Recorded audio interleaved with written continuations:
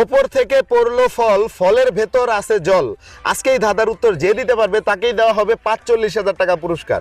আপনি কি পারবেন? পারবো ইনশাল্লাহ। আপনার নাম? খুশি ইসলাম। খুশি ইসলাম, আপনার কাছে আমার প্রশ্ন, ওপর থেকে পড়লো ফল, ফলের ভেতর আছে জল।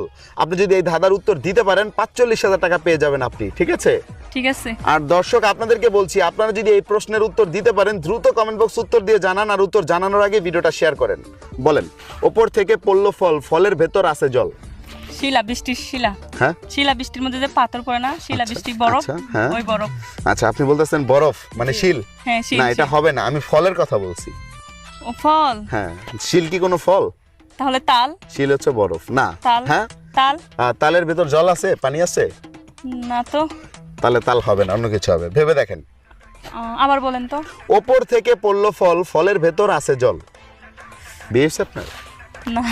এখন আনমিনিট।